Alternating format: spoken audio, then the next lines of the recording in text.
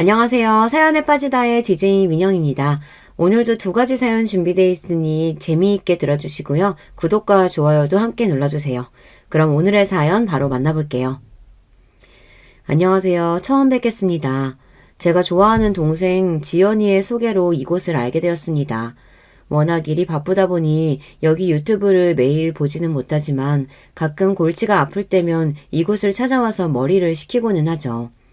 저도 애청자로서 여러분께 들려드리고 싶은 이야기가 있어서 민망하지만 제 이야기 몇 자리를 써보았습니다. 결혼하지 않은 미스인 저는 홍기가 꽉 들어차다 못해 넘쳐버린 30대 중후반의 나이입니다. 그래도 사회적 지위도 높고 능력도 있으니 저 같은 사람을 골드미스라고 하대요. 제 좌우명 중 하나가 무엇인지 아세요? 여자 인생에 필요한 것은 남자가 아니라 바로 두둑한 돈주머니 그리고 번듯한 직업이다.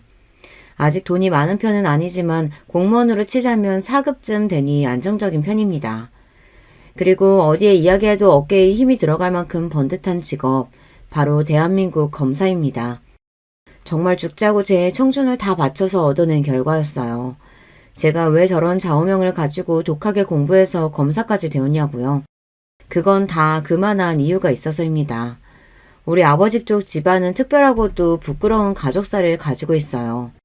아버지 말씀으로는 당시 우리나라 사회에서 돈 좀 있는 집안에서 흔한 일이었다지만 그 가족사로 인해 저와 우리 가족은 현재까지 고통을 받고 있으니까요.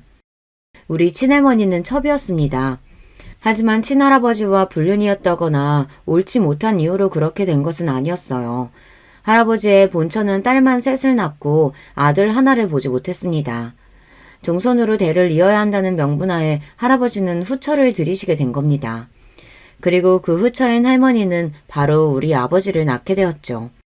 처음 집안에 아들을 안겨드리자 할아버지와 증조 부모님 모두 할머니와 할아버지를 아끼고 보살피셨다고 합니다.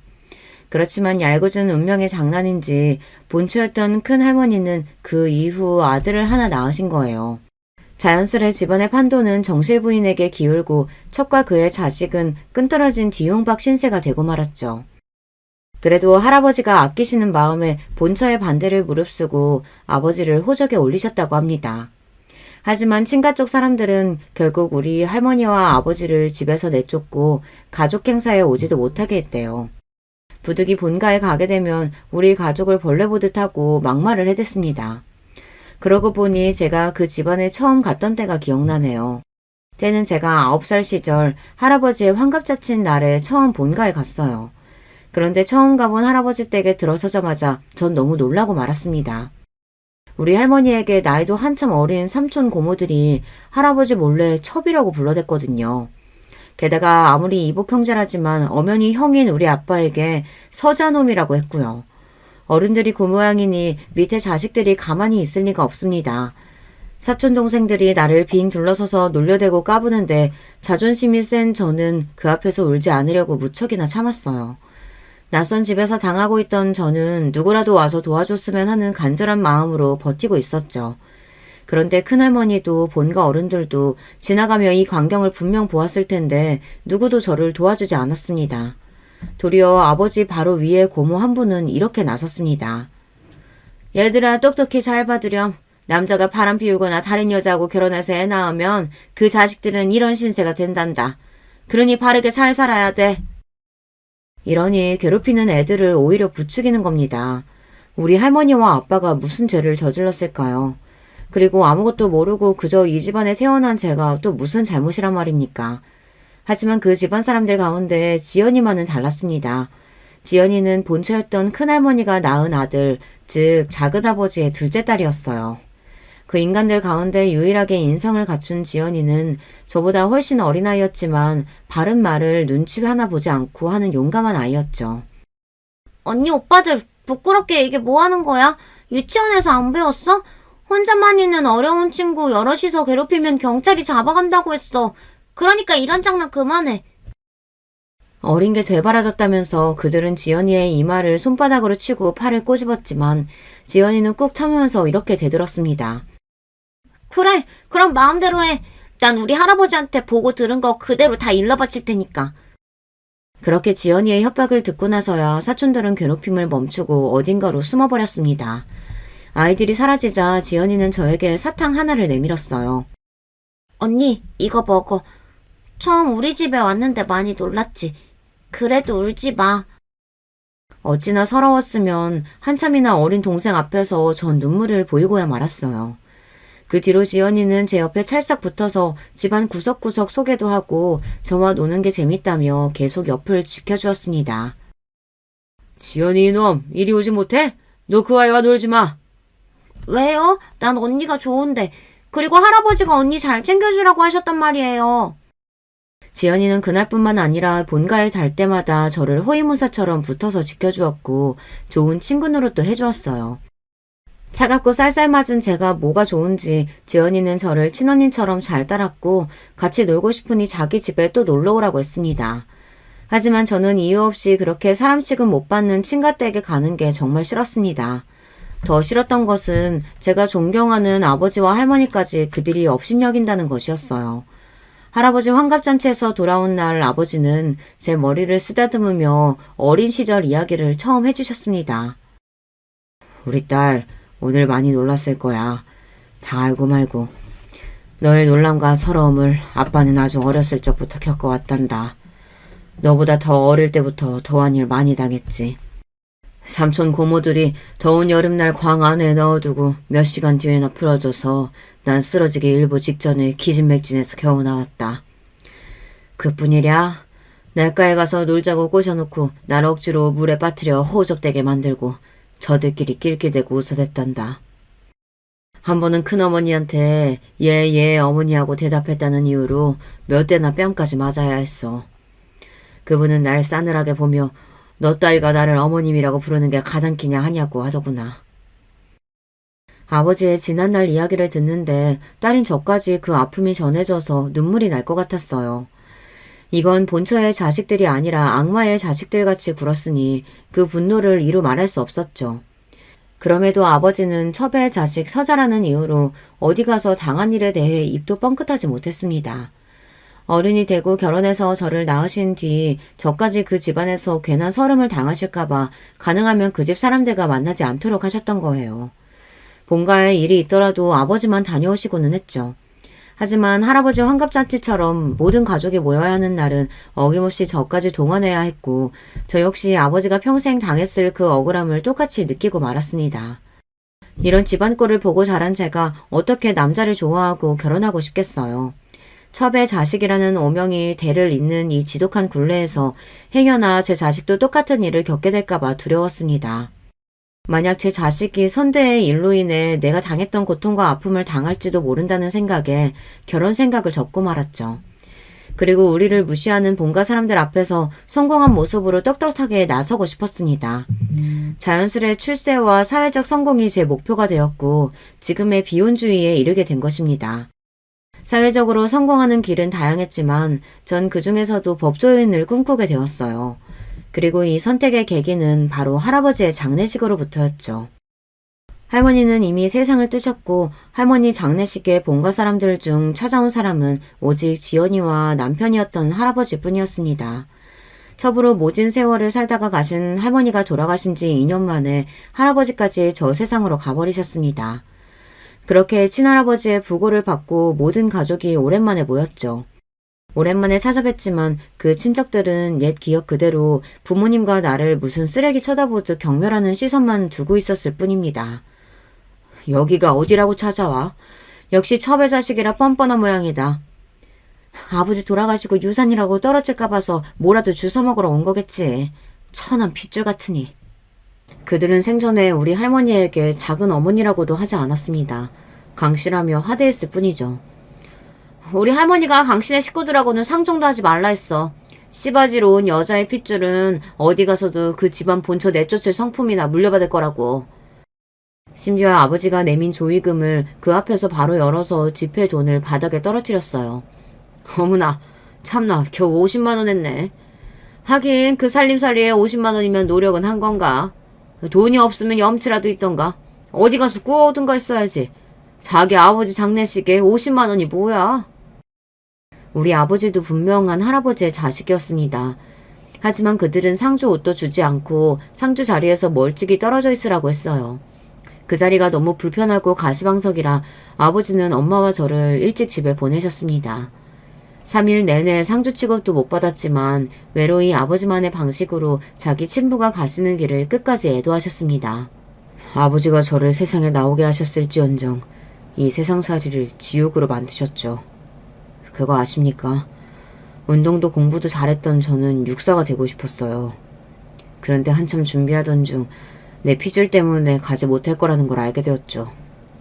생도들의 친척까지 조사해서 사상적으로 문제가 있는 사람은 없는지 등을 보고 입학을 허가한다고 하더라고요. 그 정보를 듣고 서자인 저는 꿈마저 포기해야 했습니다. 아버지, 첫째 아들을 이런 세상에 두고 혼자 떠나시면 마음은 편하십니까? 아버지가 이렇게 한탄하셨던 말씀을 후일 지연이가 전해주었어요. 얼마나 할아버지가 원망스러우셨으면 장례식장에서 혼자 그러셨을까. 하지만 그 누구 하나 아버지에게 따스한 위로를 건넨 사람은 없었다고 했죠. 그렇지만 착한 지연이만은 장례식 구석에서 혼자 소주잔을 기울이시는 아버지에게 말동무도 되어주고 빈속에 술 드시지 말라며 육개장이랑 안주도 챙겨드렸대요. 그리고 작은아버지 등은 할아버지 장례식에서조차 우리 아버지를 형이라고 부르지도 않았어요. 강씨, 당신이 무슨 이씨란 말이오? 우리만치 이씨 후손이 아니라 당신 엄마 강씨 성이나 따르라고. 그리고 행여나에서 하는 말인데 아버지가 유산으로 남기신 땅 털끝만큼도 건드릴 생각 마시오. 평소 온화하던 우리 아버지는 술김에서인지 슬픔 때문인지 평소처럼 동생을 그냥 두고 보지 않으셨대요. 이 못난 놈아, 어리고 못 배웠을 때 하던 짓을 이 나이 먹도록 아직도 못 버리고 그러고 있냐? 너희는 이 나라 법도 몰라? 나는 이씨 호적에 올라가 있어. 누가 봐도 떳떳한 장남이야. 첩의 자식이라도 가족관계 등록부상 처의 자식으로 되어 있으니 당연히 집안 재산은 상속받게 되겠지. 그러나 아버지 말씀에 화가 난 친척들은 유산을 지키려고 호적에서 파버리겠다며 아버지를 협박하고 나섰다고 합니다.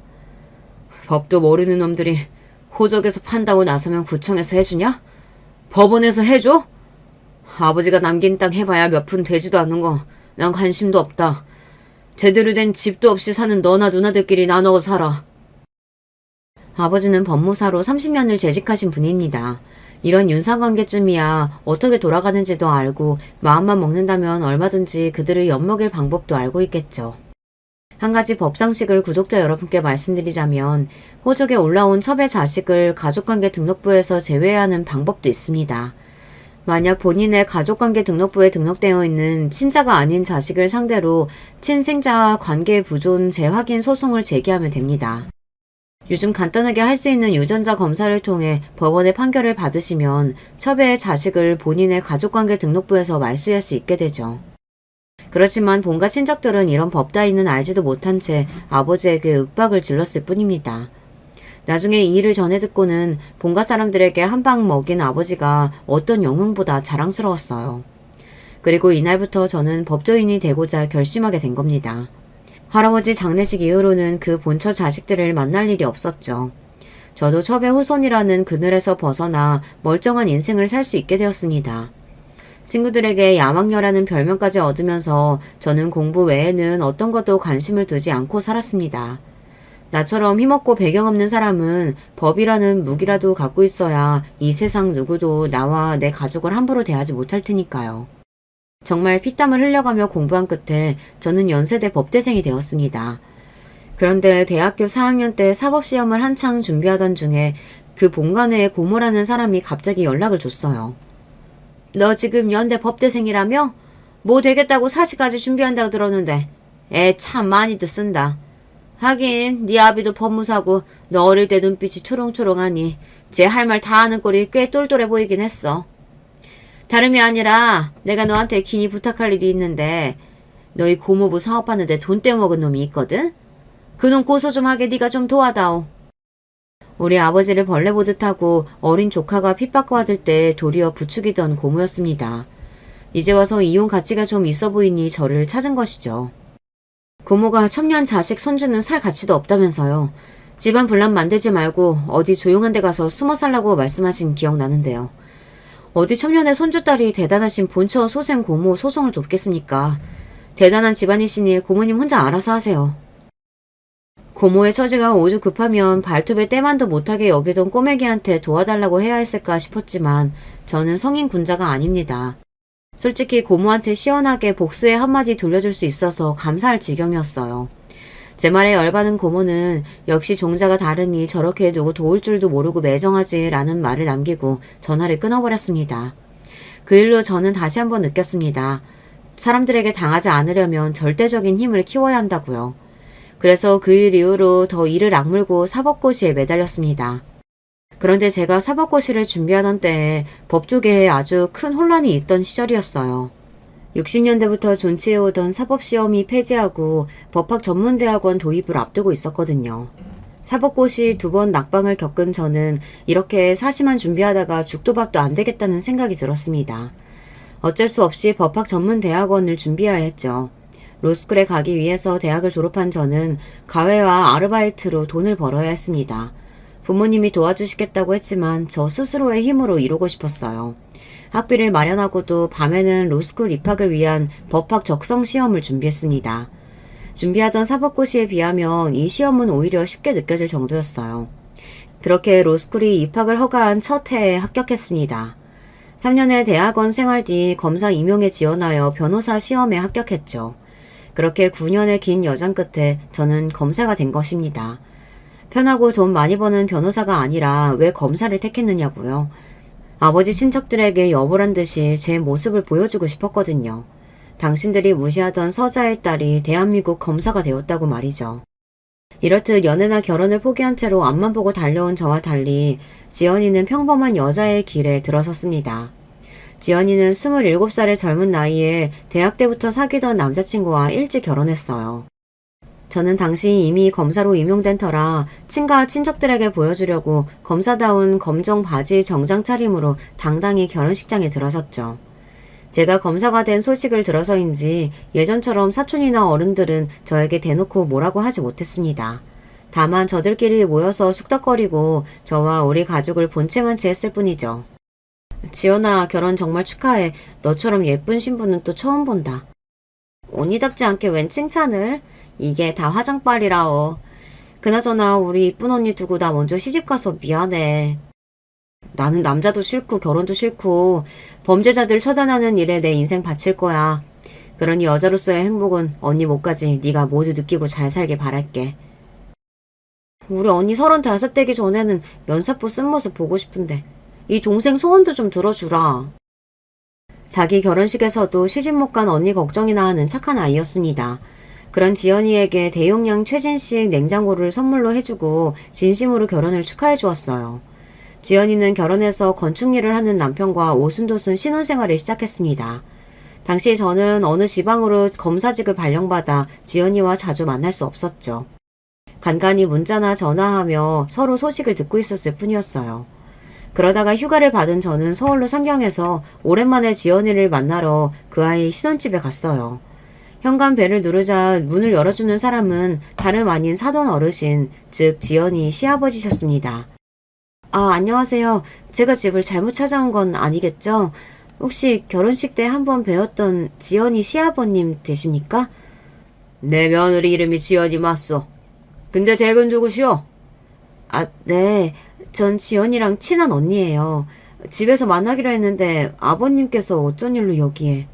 아들님이 지방 건축 현장에 머물고 있어서 오랫동안 집 비우는 경우가 많다오. 혼자 있는 며느리를 아들 대신 봐주러 종종 들리고 있지. 그럼 잘 놀다 가시오.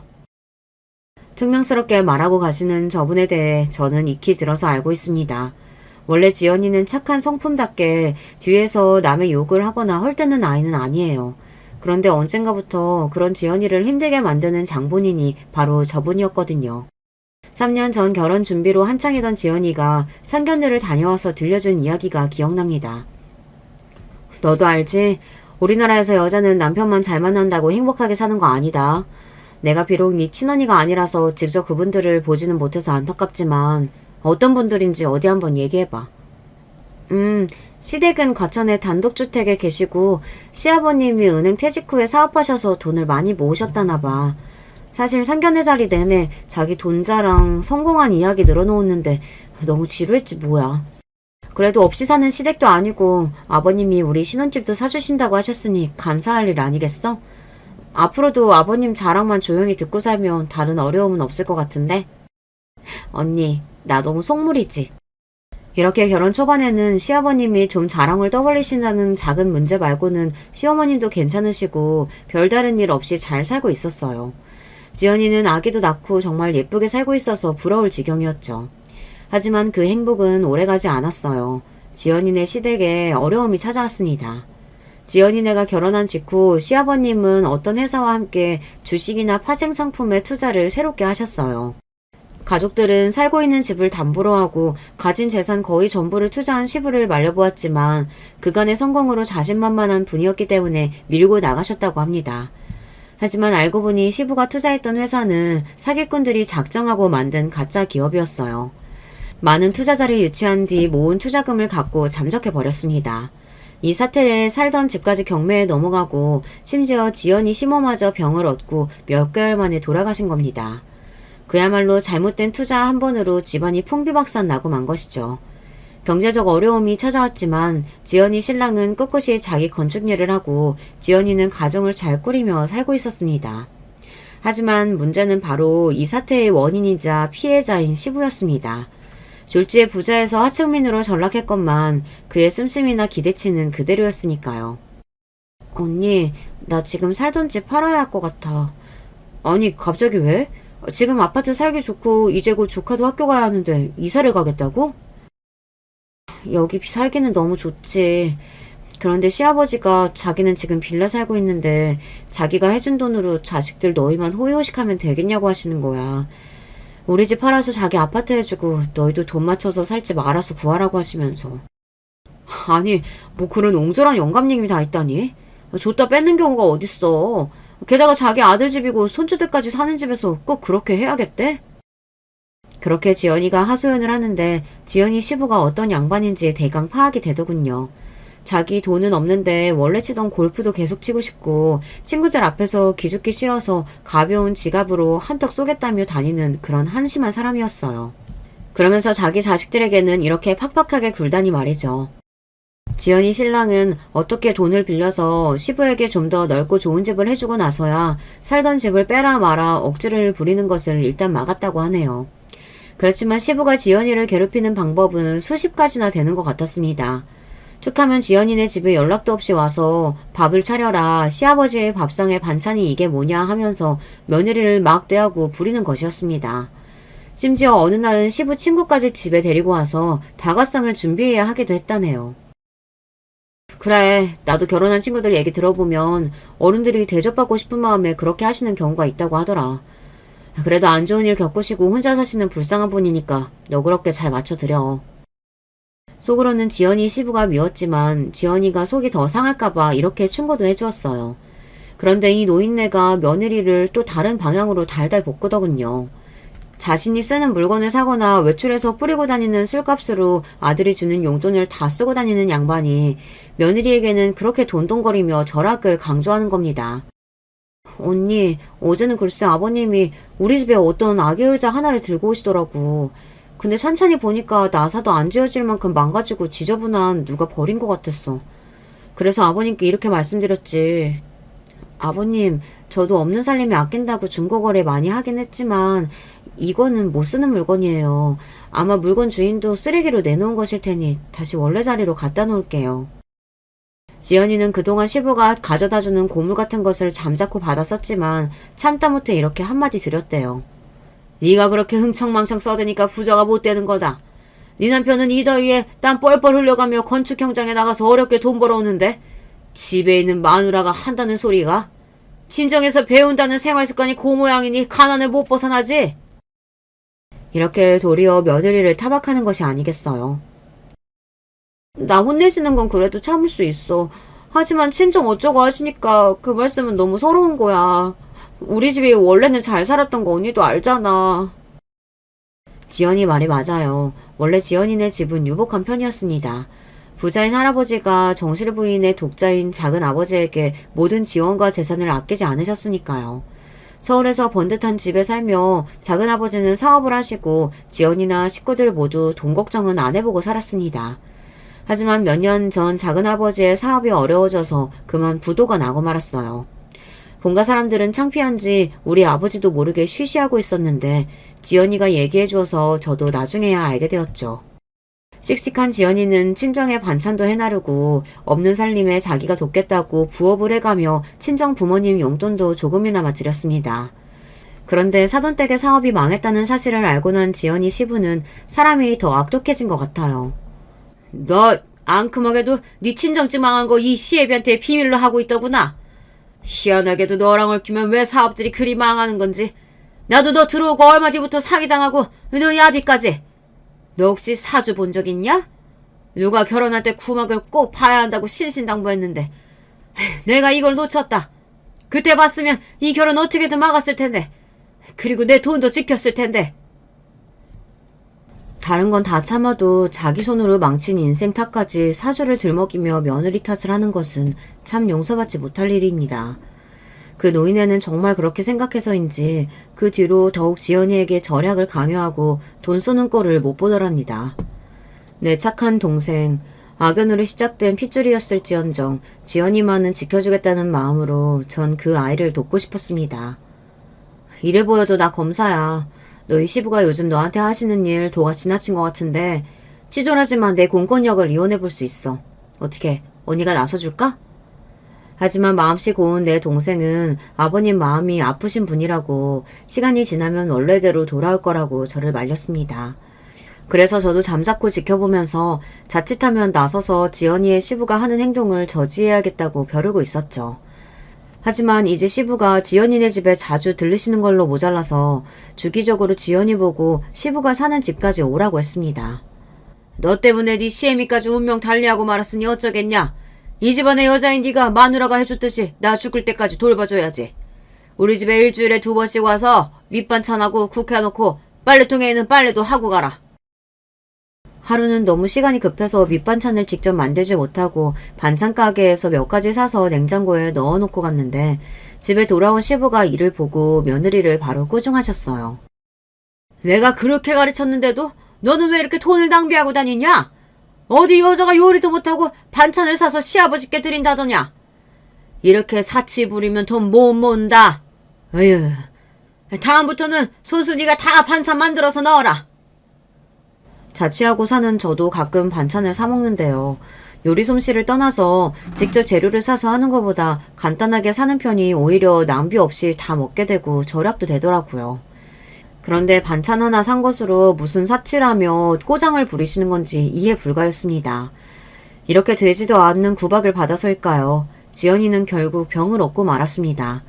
지연이는 극심한 피로를 호소하고 입맛이 없어서 얼마 먹지도 않는데 체중만 불어나기 시작했거든요.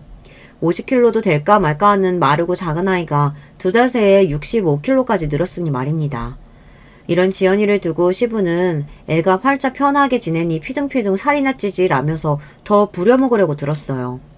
걱정이 되었던 전 병원에 가보라고 말해봤지만 지연이는 병원비 때문에 고민만 하고 있었죠. 결국 여동생 남편에게 전화를 걸어 이 사실을 알렸습니다. 제부는 지방에 몇 달씩 머물러 있어 이런 사실을 까맣게 몰랐고 제 이야기를 듣자마자 바로 휴가를 내서 지연이를 병원에 데려갔습니다. 그리고 지연이는 갑상선 기능 저하증이라는 병을 앓고 있음을 알게 되었죠. 이 병은 수술을 한다거나 심각한 병은 아닙니다만 철저히 관리하지 않으면 위험해질 수 있어요. 환자분은 무리해선 안 되고 매달 병원에 와서 검사하고 약 타가서 복용해야 합니다. 무엇보다 절대 안전과 건강한 식이습관이 중요해요. 제부는 자기 아내 고생시킨 것 같다며 미안해하고 지연이를 보살펴 주었습니다. 하지만 일하던 와중에 올라온 터라 바로 다음날 지방에 일터로 가야 했대요. 대신 자기 아버지에게 아내가 많이 아프니까 절대 일 시키지 말고 잘 보살펴달라고 부탁했답니다. 무슨 큰 병 걸렸다고 바쁜 남편을 오라가라 해? 살만 찌고 보기 좋아 보이더만 병원기 아깝게 좀만 아프면 쪼르르 병원이나 달려가냐?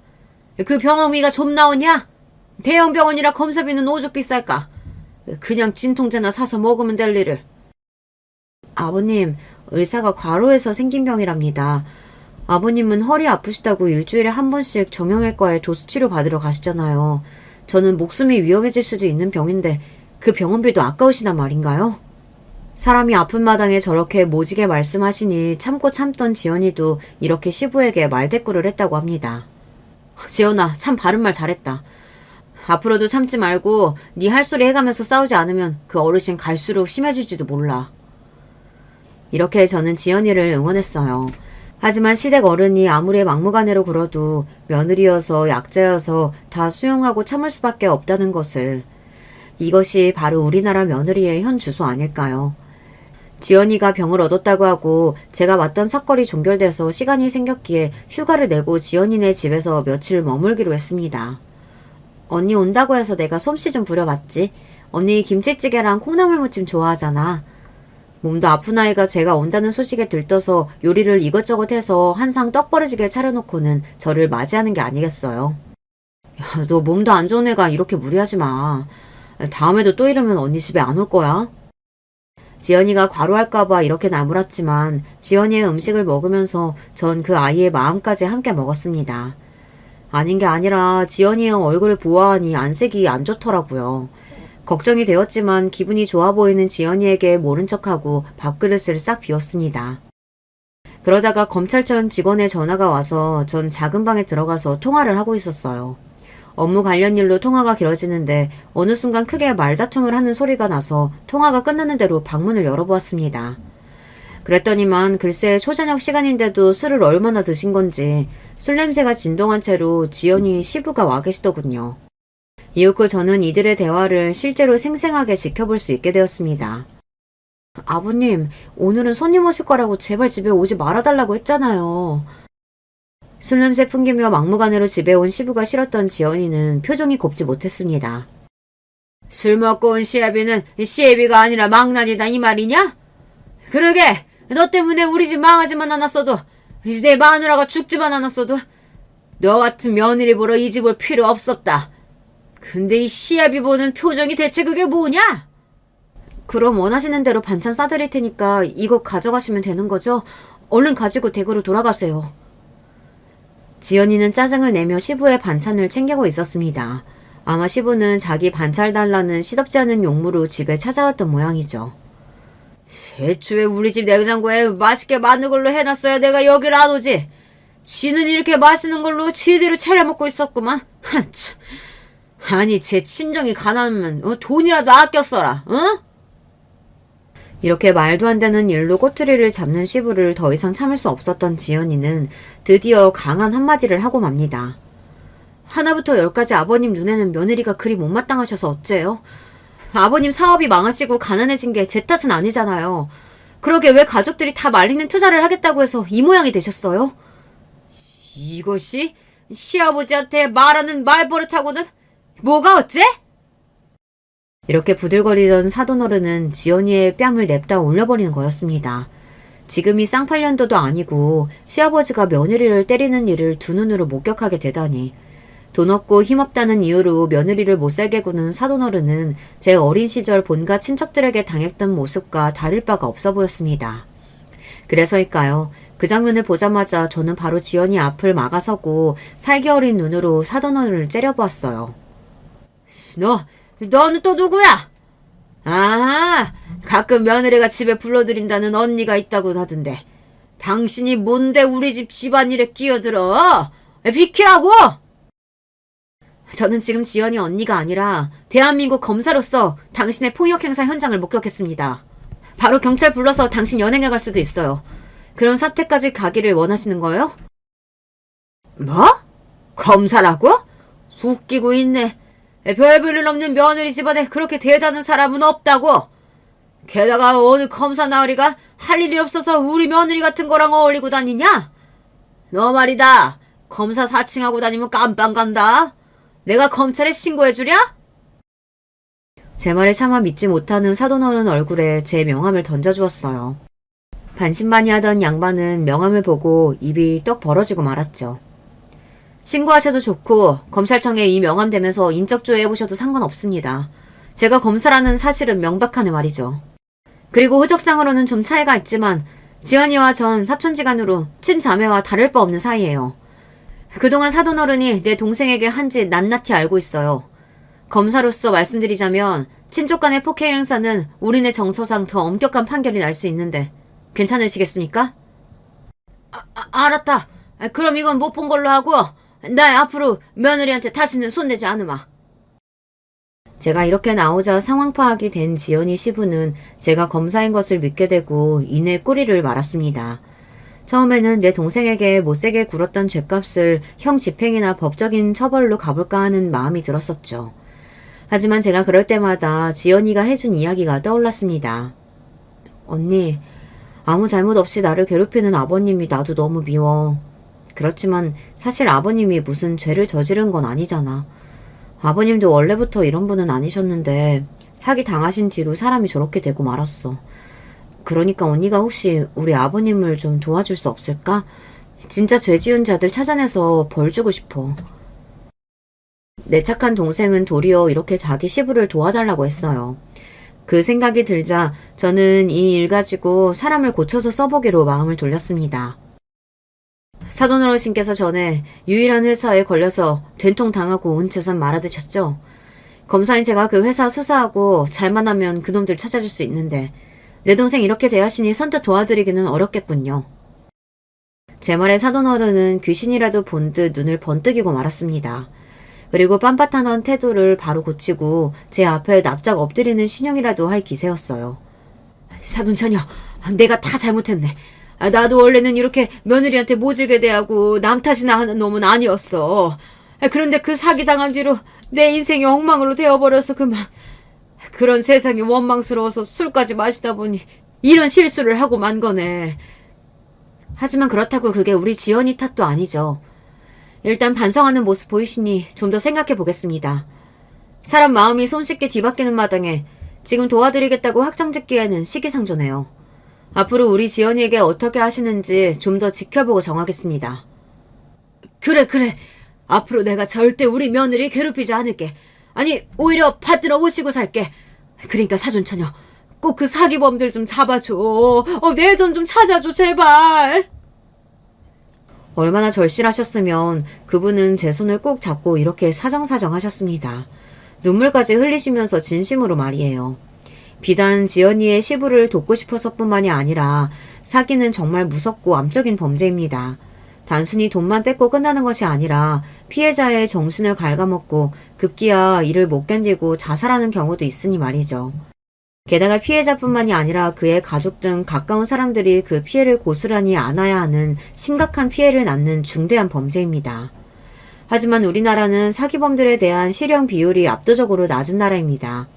사기라는 범죄를 이렇게 가벼이 여기는 형법 체제가 바로 우리나라에서 사기꾼들이 득식을 대는 큰 이유이기도 하죠.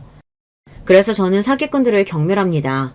검사라는 직업적 소신 때문이라도 유일한 회사에 수사를 시작해보고 싶었어요. 그 투자 사기의 주범자들에게 응당 죗값을 치르게 하고 피해자들에게 일코만 피해 금액을 조금이라도 보상받게 하고 싶었습니다. 그렇지만 경찰 입장에서 사기범을 추적하고 수사하는 일은 꽤 골칫거리입니다. 잠적해버리면 찾기 어려운 데다가 주로 해외로 도피하는 바람에 수사가 난항을 겪고는 하죠. 그리고 어쩌다 겨우 가해자들을 체포하더라도 그들은 피해금을 은닉하고 숨겨놓는 등 이미 처분까지 해놓아서 피해금을 회수할 방법이 희박합니다. 그렇더라도 사기 피해를 한 번이라도 당하신 분들은 그 심정 아시죠? 그 나쁜 놈들을 잡아서 뺨이라도 한 대 쳐야 속이 후련해질 거 아닙니까? 저는 그런 지연이의 시부 마음을 잘 알고 있었습니다. 제 예상은 적중했고 그날부터 지연이 시부는 저를 대통령 대하듯 깍듯이 모시고 지연이에게도 전과 다르게 행동하고 있다고 합니다. 휴가를 마치고 검찰청에 복귀하자마자 바로 수사팀을 꾸려서 무려 300억대의 투자 피해를 양산한 유일한 회사의 대표와 이사 등 임원직 5명을 추적 수사하기 시작했습니다. 그리고 몇 개월 동안 매달린 끝에 필리핀에 도주 중인 대표 김아무개의 행적을 발견하기에 이르렀어요. 그러던 어느 날 피해자 조사 과정에서 수사관님께서 지연이 시부를 저에게 데리고 와서 이렇게 말했죠. 이분이 유일한 회사 관련 피해자인데 검사님하고 막역한 사이라고 하네요. 그러면서 자기는 수사관이나 이런 사람 말고 이 검사님한테 직접 조사받고 싶다고 고집을 부려서 제가 데리고 왔습니다. 아이고, 우리 사돈처녀 여기서 보니까 또 색다르네요. 내 평생 검사백이 생길 줄은 어찌 알았겠나? 피해자 조사는 우리 수사관님에게 정권이 맡겨져 있어요. 이런 식으로 검찰 조직의 규율을 깨고 경거망동하시면 결코 원하시는 결과 얻지 못하실 텐데요. 피해자분은 수사관님 지시에 바로 따라주세요. 저는 검사로서 냉철하게 일침을 놓았습니다. 그리고 그분께 이런 경고의 말도 덧붙였죠. 요즘 지연이 통해서 어떻게 지내시는지 다 듣고 있습니다, 어르신. 그래도 많이 나아지셨다곤 하지만 진심으로 자기 며느리를 아끼시지 않으면 하늘에서도 아버님이 겪는 아픔을 알아주지 않을 거예요. 아, 그럼 요즘은 며느리에게 말도 조심하고 우리 아주 잘 지낸다네. 그러니 사돈처녀, 아니 검사님, 제발 내 돈만 찾아주게나. 절박하게 사돈어른은 사기꾼들이 벌 받는 것도 보고 자신의 피해 금액을 찾아달라고 몇 번이고 사정하셨습니다. 사돈어른 외에도 피해 입은 분들이 30여 명에 달했어요. 피해자분들을 위해 수사관님들 그리고 공조한 경찰과 열심히 뛴 결과 사기범 중 대표이사와 2명의 연루자를 잡게 되었죠. 검사인 제가 이제 남은 것은 그들에게 징역형을 선고하고 경찰들이 피해 금액을 회수할 수 있도록 협조하는 일이었습니다. 그런데 말입니다. 내 동생 가슴에 못 박았던 사람이라도 시아버지고 어른이니까 좋은 마음으로 제가 사기당했던 일도 도와드리겠다고 해준 거잖아요. 얼마든지 저의 힘을 발휘해서 벌을 내릴 수도 있지만 말입니다. 그런데 어디서 듣고 온 건지 수사가 마무리되는 과정에서 사돈어른이 저에게 이런 말씀을 하시더군요. 사돈 처녀가 우리 며느리랑 사촌지간이라고 하는데 좀 이상하더라고.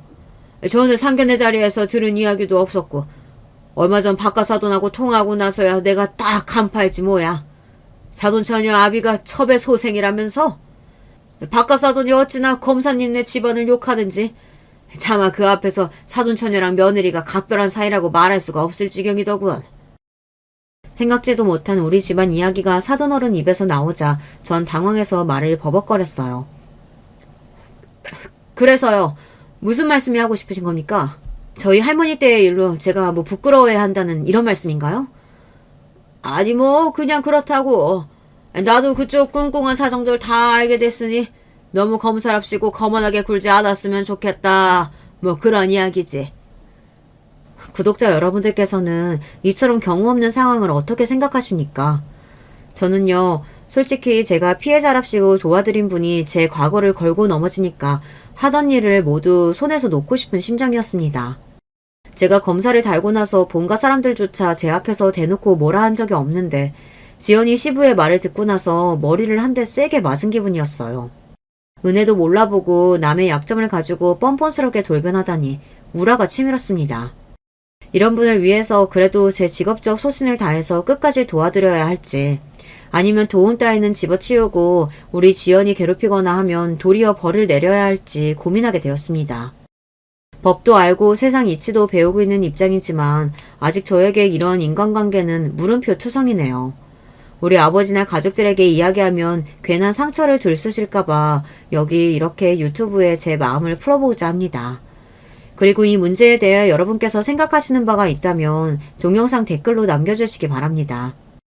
지연이네 일을 겪으면서 결혼에 대한 제 생각도 갈대처럼 왔다 갔다 하고 있어요. 지연이 신랑은 참 좋은 남자이고 자기 아내와 아이에게 잘해주는 사람입니다. 그렇지만 결혼이라는 제도하에 엮이게 되는 시부가 저런 사람이다 보니 과연 여자에게 결혼이란 득일지 실인지 알 수가 없겠더군요. 그렇지만 저도 나이가 들다 보니 제 짝을 만나서 행복하게 살아보는 삶도 꿈꾸고 있어요. 그냥 스쳐 지나가는 생각이 아니라요. 제가 처음으로 이런 생각을 하게 만든 사람이 생겼기 때문이에요. 최근 임용된 신임 검사 중에 저보다 3살 아래인 후배놈이 요즘 그렇게 저를 쫓아다닙니다. 선배, 어차피 인생은 도박 아닙니까? 저 믿고 딱 3개월만 사귀어보고 괜찮은 놈이다 싶으면 바로 연말쯤에 결혼하시죠. 무서운 검사 선배의 누나인 저에게 이렇게 저돌적으로 구애하는 녀석입니다. 저도 인간적으로 또 남자로서 이 친구가 싫지 않습니다. 딱 눈 감고 한 번쯤 사귀어보고도 싶은데 그러다가 잘못되면 사내 연애도 망하고 검찰청에 제 위신도 떨어지고 그래서 이를 두고 고민하고 있어요. 결혼 반대주의자의 연애도 생각할까 말까 했던 저인데 나이가 차서 아쉬운 마음에 이러는지도 모르겠습니다. 그렇지만 이 정도 나이가 되면 사실 남자를 새로 만나거나 연애할 기회는 거의 없어요. 저에게 찾아온 이 낯선 기회를 잡아야 할지 두려운 마음에 포기해야 할지 이 문제로도 저는 요즘 골치가 아프답니다. 그래서인지 요사이 더 자주 여기 유튜브를 찾게 되는 이유인지도 모르겠군요. 어쨌든 제 복잡한 집안사부터 현재의 고민까지 저라는 사람의 모든 것을 낱낱이 적어보았습니다. 검사라는 양반도 별거 없다 하고 생각하실지 모르겠지만 그래도 제 일 하나는 제대로 하고 나쁜 놈들 열심히 벌 주고 있을 테니까요. 구독자 여러분들은 안심하고 지내시면 됩니다. 그럼 저는 여기서 마무리 인사드리겠습니다. 제 영상 시청해주신 모든 분들의 건승을 기원드리며 안녕히 계세요. 안녕하세요. 저는 서울에 살고 있는 30대 여자입니다.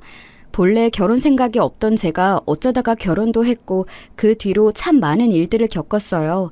사실 결혼만 안 했다면 이런 일들이 이어지지 않았을 것 같아서 한때 원망하며 살았던 적도 있답니다. 지금은 다 해탈한 수준이지만 그래도 한 번쯤은 요 수년간 제가 살아온 길을 되짚어보고 싶네요. 친구들 말로는 한 6, 70대 어르신들이 겪었을 법한 일을 겪었다며 놀라워하더라고요. 야, 요즘 세상에 너처럼 시어머니 봉행하고 모시고 아플 때 뒤치다꺼리 해가며 사는 애가 어디 있어? 다들 완벽하게 분리돼서 안 보고 살잖아. 아프시면 요양원 보내드리던가 할 거고. 그것도 사실 우리 나이 때에는 일러. 그런데도 너는 용케 그렇게 모시고 했으니 진짜 대단한 거야. 옛날 말로 그 효부상인가 뭔가 그런 거 아직도 있으면 네가 받아야지. 아닌 게 아니라 친구 말 맞다나 저는 그런 삶을 살긴 했거든요. 본래 저와 남편은 나이 차이가 꽤 많이 나는 편이에요. 무려 11살 차이이고 딱히 결혼하고 싶지 않았던 저에게 맹렬하게 프로포즈를 해왔답니다. 전 부모 형제도 없이 혼자 몸으로 살아왔고 특별히 가정을 이뤄서 살고 싶은 소망도 없었어요. 어릴 적 기억이 제 안에 남아있을 시절부터 보육원에서 자랐고 나중에 보호 종료가 되어 세상에 나왔을 때에도 겨우겨우 원룸 얻어서 힘들게 살았거든요. 멀쩡하게 부모 형제들 다 있는 애들과는 확실히 다른 삶이었기에 알바하고 직장을 구할 때 더 치열했던 것 같아요.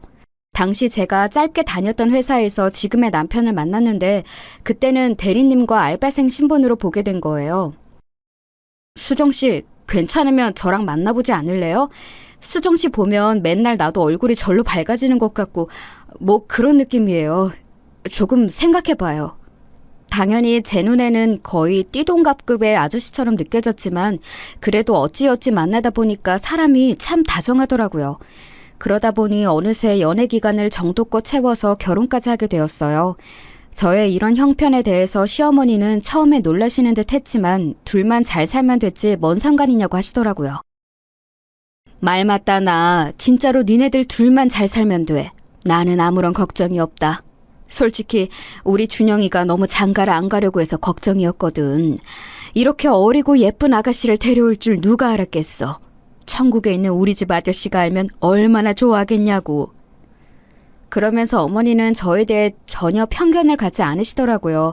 보통 알바하는 곳에서 사귀었던 친구들은 그 집에 놀러 갔을 때 제 사정을 알고 다들 놀라는 눈치셨거든요. 입으로는 저보고 대단하다, 혼자 어쩜 그렇게 야무지게 잘 컸냐고 하시지만 결국에는 저와 자기 딸들을 약간 멀리하게 만들고 싶어 하셨어요. 하도 익숙해져서 상처도 안 받았고 어머니가 저렇게 말을 하시는 것도 그냥 의뢰히 예의상 하는 소리라고 생각했답니다. 하지만 어머니는 정말로 저에게 잘해주셨고 그 흔한 시집살이랄까 본인 아들과 관련해서 저한테 강요하고 강조하는 부분이 하나도 없으셨어요. 음식도 만들어서 갖다 주시고 맨날 무뚝뚝한 저에게 별로 요구하시는 사항도 없으셨고요. 헌데 이런 부분을 갖고 중간에 묘하게 비틀어대는 사람이 한 명 있었어요. 바로 저와 동갑인 서방님이었답니다. 서방님은 일찍이 사고를 쳐서 결혼을 빨리 해버렸는데 동서랑도 사이가 좋은 건지 나쁜 건지 늘 헷갈리는 관계였어요. 제가 옆에 있을 때에도 아주 당당하게 자기 엄마에게 돈 요구를 하고 그럴 때에는 동서가 입안에 혀마냥 어머니한테 얼마나 아부를 했는지 몰라요. 이동서 역시 저를 은근히 싫어하는 게 느껴지더라고요. 아, 어머니. 이번에 저희 윤서 문화센터 보내려고 하는데 아시다시피 이 사람이 지금 직장이 마땅치 않잖아요. 매달 돈이 꽤 들어갈 것 같은데 계속 배달이나 하고 있고 친구들이랑 놀러 다니니 미치겠어요. 어머니께서 조금 보태주시면 안 될까요? 이러면서 아부 섞인 강요를 하고 어머니는 못내 답답하다는 얼굴로 계좌번호를 묻곤 하셨답니다. 그러면서 이 둘은 가끔 시댁에 와서 다 같이 밥 먹을 때 얼마나 퍼질러 있는지 몰라요. 서방님은 제가 자기랑 동갑인 걸 알면서도 늘 반존된 말을 하더라고요. 어이 형수, 저기 떡만둣국 좀 더 줘봐요. 우리 엄마가 끓인 거 기막히거든. 근데 이번에 너무 만두가 불었어. 확실히 젊은 사람이 들어와서 같이 하니까 영 시원치 않은 것 같아. 적당히 하고 얼른 더 데워서 내와봐요. 아까 먹다 남은 술도 같이 갖다 주고. 이러면서 지들은 손가락 안 하고 소파에 누워서는 뭘 갖고 오라 마라 하더라고요. 그나마 이럴 때 남편이 한 소리 크게 내지르니 눈치를 보더군요. 야, 이 자식아 일어나. 네 형수한테 뭔 말버릇이야? 먹고 싶으면 네가 떠다 먹어. 손이 없어 발이 없어 이 자식이? 누구 마누라를 부려먹으려고 해? 내가 재수씨한테 그러면 좋겠냐 너는? 남편은 잔뜩 날이 서서 버릇없는 본인 동생을 마구 야단쳤어요. 전 딱히 틀린 말은 아니라고 생각해서 국자도 그대로 땡강 내려놓고 자리로 왔고 서방님과 동서는 그런 저를 되게 고깝게 보는 거예요. 와, 형이 편들어준다고 지금 바로 땡강 내려놓고 뒤로 숨는 거예요? 그까짓 거 좀 떠다주면 어때서? 이 집 시집 왔으면 큰며느리 역할 제대로 해야죠. 아, 형 왜 그래 유치하게? 늦장 가서 완전히 눈이 삔 거야? 우리 엄마도 큰며느리고 맨날 하던 일 아냐. 나도 좀 받아보겠다는데 왜 형이 난리야? 하여간 서방님은 이렇게 대책 없는 시건방진 성격이었어요. 그런 와중에 부부 사이도 썩 좋은 게 아니고 툭하면 이번에야말로 이혼하겠다면서 칼바람이 불기도 하고 벼랑간 밤늦게 온 식구가 그 집까지 쫓아가게 되었던 적도 있거든요. 게다가 동서는 와중에 우리 부부 사이에 아기가 없는 걸 갖고 계속 은근히 긁어댔지만 저는 무시했어요. 이건 어머니랑 저만 자세히 알고 있는 내용인데 남편 건강 상태가 좋지 않았거든요. 결혼하고 좀 지나서 알게 되었는데 아마 신혼 초부터 급격히 몸이 안 좋아진 것 같아요. 피곤하다고 하고 얼굴 색도 나빠지고 하던 와중에 제가 봐도 좀 걱정스러워서 같이 건강검진을 받으러 갔었거든요. 하지만 뭐랄까 정말 마른 하늘의 날벼락 같은 소식을 듣게 된 거예요. 정말 조금도 마음의 준비가 안 되어 있던 저에게, 아니 사실 남편과 어머니 그 모두에게 청천벽력 같은 암 진단 내용을 알게 되었어요. 남편은 무척 괴로워했지만 시기가 너무 늦어버려서인지 어쩔 수 없이 짧은 시간 안에 빠르게 체념하는 법을 배워야 했답니다. 옆에서 지켜보는 저는 이 낯선 이별과 무서운 병의 무게감에 질려서 한동안은 아무런 일도 할 수 없었어요. 그중 가장 가슴이 미어지는 건 아마 어머니가 아니셨을까요? 준현아, 안 된다, 안 돼. 네 아버지도 일찍 가셨는데 세상에, 차라리 내가 가면 좋을 것을. 이게 무슨 일이냐. 안 돼. 안 된다고. 어머니는 본인 아들을 살리고자 할 수 있는 건 다 해보시고 약이란 약은 다 갖다 먹이시고 나중에 병색이 짙어진 본인 아들이 짜증을 내는데도 어떻게든 애를 쓰시더군요. 남편도 갈수록 저에게 잔 짜증을 내는 날들이 늘었지만 할 수 없단 생각이 들었어요. 밤마다 무섭다고 죽고 싶지 않다고 저를 와라 껴안던 남편을 보며 저 역시 우울감이 짙어져 갔어요. 그리고 얼마 되지 않아 크게 손을 써보고 노력해볼 시간도 주어지지 않은 채 저와 어머니는 각각의 소중한 사람을 잃게 되었어요. 저에겐 가장 처음으로 가족이 되어준 사람이자 어머니에게는 애틋하고 짠한 남편 같았던 아들인 그 사람, 그렇게 하늘로 떠나보내게 되었던 거예요. 사실 저와 나이 차이가 좀 있었을 뿐 그 사람은 30대 중후반이었어요. 세상을 떠나기엔 너무 젊고 어린 나이였단 생각밖에 들지 않네요. 이때 자기 형이 투병을 하는 동안에도 그 망할 놈의 막내둥이인 서방님은 하루라도 사고를 안 치고 살 수는 없는 건지 부지런히 일거리들을 만들어냈어요. 제가 볼 때에는 이후 어머니가 치매에 걸리게 되신 건 아들을 일찍 보내버린 충격도 컸겠지만 쉴 새 없는 막내 아들의 사고 때문이 아닌가 싶어요. 당시 저는 남편 장례를 마치고 멀뚱히 그 집에 남아 앞으로 어떻게 해야 할지 도통 답이 나오지 않았는데요. 다시 생각해봐도 참 희한한 것 같아요. 어쩌다가 제가 어머니를 모시겠다는 그런 생각을 하게 되었던 걸까요? 급작스럽게 치매 판정을 받으신 어머니의 얘기를 듣고 저도 모르게 즉각 이렇게 대답을 했어요. 어머니, 저랑 같이 사셔요. 제가 어머니랑 같이 있을게요. 어머니 집으로 갈게요. 네? 이 말에 무척 놀라셨던 어머니는 처음에는 아니라고 하셨어요. 아니야. 네가 무슨... 아니야. 그래. 근데 어쩜 세상이 이러냐.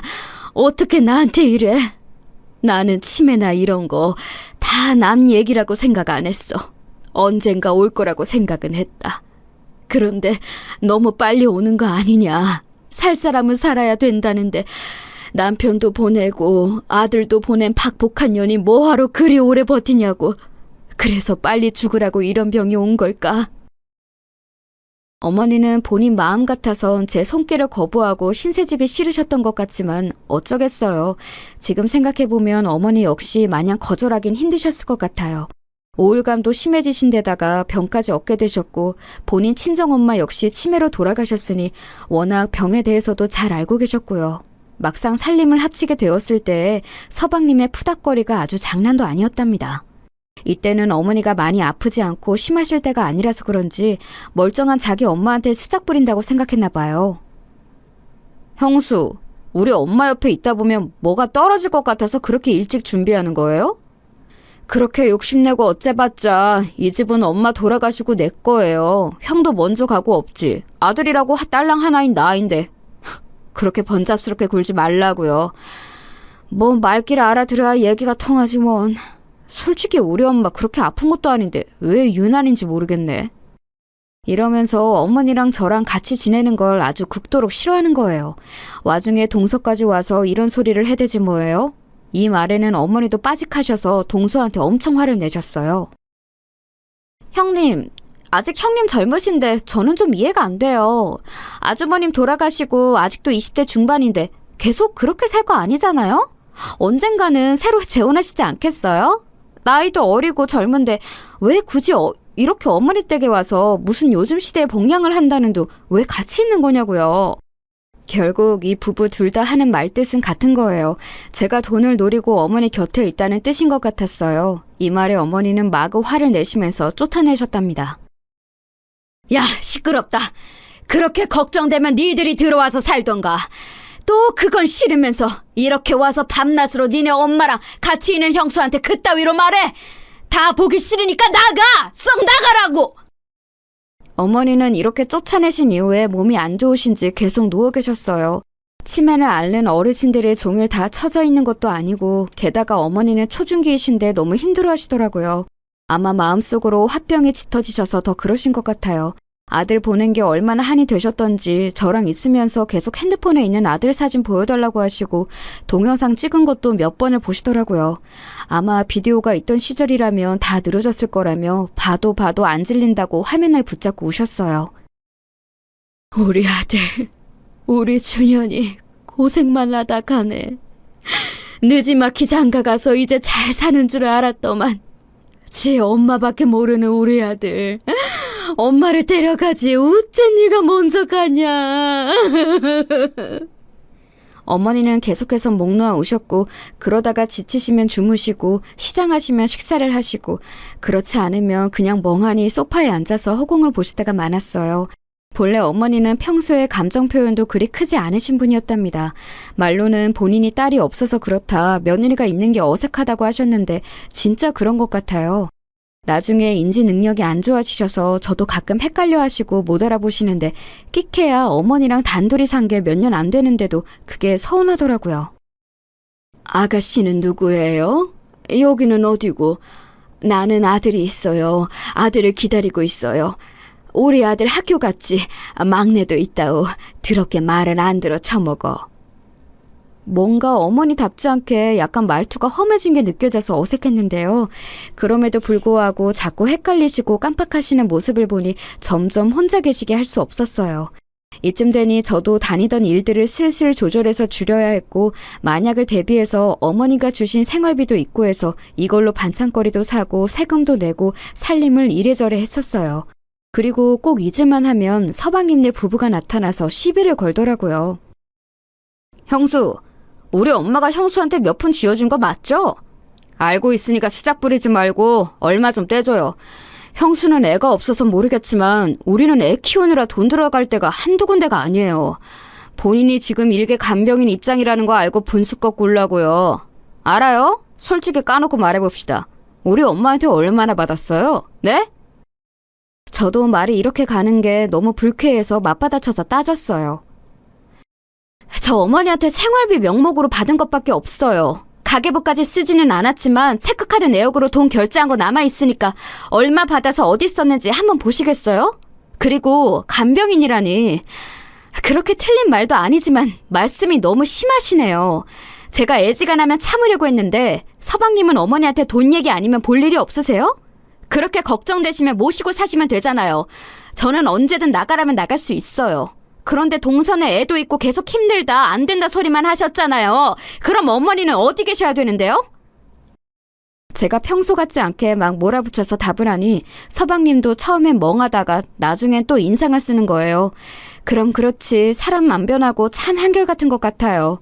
저 보육원에 있을 때 돈에 눈 멀어서 맨날 원장님이랑 싸우던 선생님과 똑 닮았더라고요. 누가 뭐래요?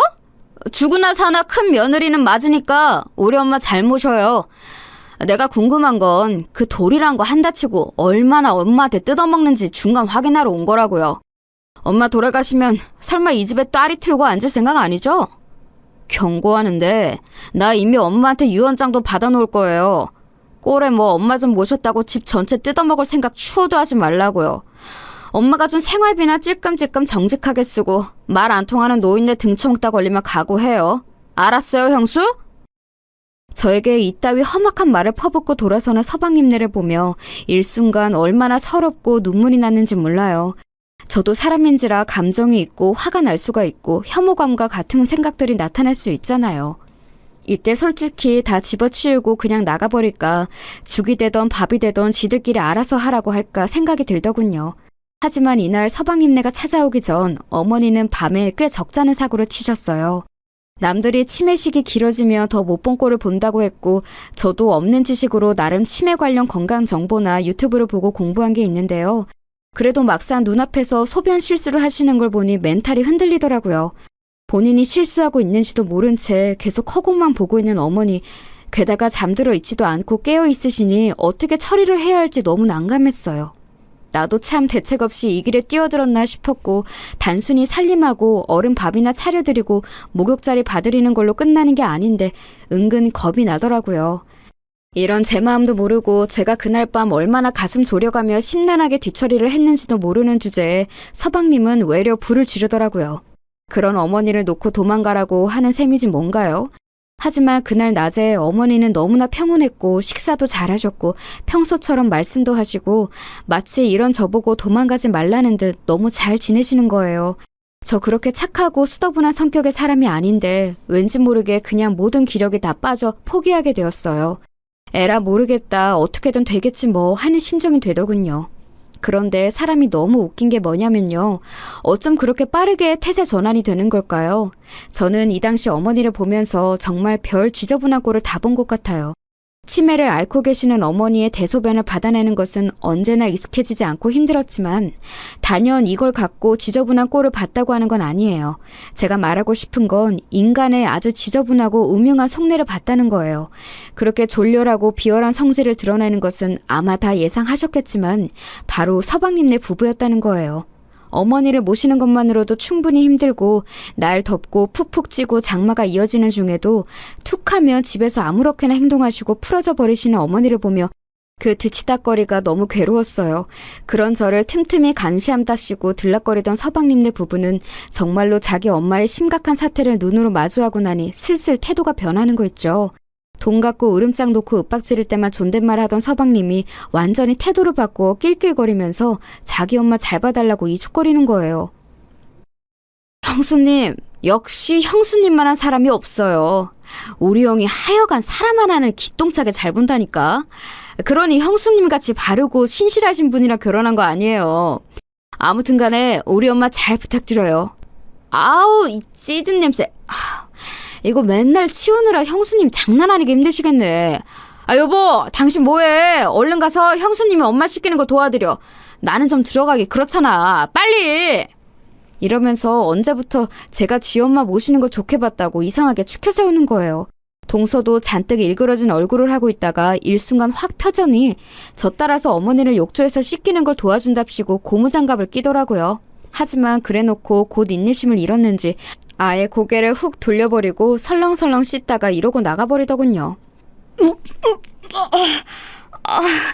형님, 저 전화 올 때가 있어서 잠깐만요. 잠깐 핸드폰 좀 보고 올게요. 이래놓고는 한참을 안 오는 거예요. 급기야는 제가 어머니를 다 씻기고 머리를 말리고 있을 때나 뛰어들어와서는 억지로 웃어가면서 급한 전화였다고 하더군요. 저도 나름의 험한 환경에서 자라왔기에 어느 정도 판단은 되었는데요. 이것들 막상 지 엄마가 정말 심각한 상태가 되어 대소변 못 가리고 다 뒤엎고 곱게 행동 안 하시는 걸 보더니 감당이 안 되는 거예요. 이런 상태의 엄마이자 시어머니를 감당할 자신이 전혀 없는 거죠. 그러니 여지껏 자기 엄마랑 같이 살던 저한테 모든 걸 떠넘기고 봐주는 동안에는 저를 잘 축혀 세워서 완전히 일임하게 하려는 속셈이었어요. 그 전에는 툭하면 꽤 으름장을 냈었거든요. 까짓것 우리도 맘만 먹으면 엄마랑 같이 살 생각이 있어요. 형수만 할 수 있는 거 아니야. 나대지 말라고. 어르신들 똥오줌 처리하는 거 그거 갖고 뭘 그렇게 유세를 부리냐고. 그리고 우리 엄마는 내가 잘 알지 형수가 잘하나? 엄마 그렇게 이상하게 나이 먹으실 분 아니라고요. 그니까 적당히 하다가 나가요. 알았어요? 이래놓고선 난장판이 된 집이며 마찬가지로 사나워지신 어머니를 쥐들이 눈으로 마주하니 엄두가 안 나는 거예요. 서둘러 도망치듯 나가버리지 않나. 하여간 그 후로는 잘 오지도 않더라고요. 가끔 짜증나는 톡 문자만 길게 남겨놨어요. 형수밖에 없어요. 우리 엄마 잘 모셔줘서 고마워요. 잘 부탁드립니다. 형도 고마워하고 엄마도 고마워하고 있을 거예요. 뭐 이런 식의 내용을 길게 남겨서 보내놓고 그래놓고 안심하는 것 같더라고요. 헌데 이 와중에 또 무슨 짓을 저질렀는지 한밤중에 전화가 걸려왔어요. 이번엔 서방님이 아닌 동서한테 전화가 걸려왔더라고요. 저 형님! 지금 이 사람이 사고를 쳐서 저희가 지금 수중에 돈이 없어요. 이유는 저도 잘 몰라요. 술 먹다가 시비가 붙었나 봐요. 저희요? 저희도 돈이... 아니 여유가 없다니까요? 형님 돈 있으시잖아요. 어머니가 챙겨주신 거 많으실 텐데 왜 이러세요? 형제끼리 돕고 살아야죠. 진짜 말인지 방구인지 알 수 없을 것 같은 소리만 짓거려대는 동서의 말을 듣고 저는 그마저도 몇백만 원을 떼어서 수습하라고 보내주었답니다. 다행히 어머니가 생활비 여부로 주신 게 조금 있었지만 그렇다 해도 그다지 여유 있진 않았어요. 아무튼 저도 점점 지쳐가고 나중에 어머니에게서 눈을 떼어서는 안 될 지경까지 가게 되니 많은 고민이 생기더라고요. 과연 내가 이렇게 계속 붙어있는 게 맞는 것일지도 잘 모르겠고 말이에요. 그러던 어느 날 저도 아직 이게 긴가민가 헷갈리지만 남편을 만나게 되었지 뭐예요. 물론 당연히 현실이 아니라 꿈 안에서 남편을 마주하게 되었어요. 제가 너무 힘들어하고 지쳐서 그리고 속으로 잠깐 남편을 원망했던 적이 있어서 그랬던 것일까요? 그런데 꿈속의 남편은 우리가 처음 데이트를 했던 회사 뒤쪽 놀이터에 그냥 앉아있더라고요.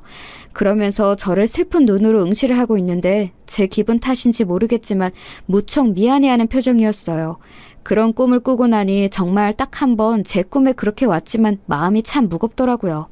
아무도 나를 알아주지 않고 다 외면하는 것 같고 나름의 패기를 갖고 시작했던 치매 어른 모시기의 한계를 느낄 때쯤 몹시 미안해하고 측은해하는 표정의 남편이 제 꿈에 나타났었어요. 그러고 나서 저는 며칠 걸려 다시 마음을 다잡았답니다.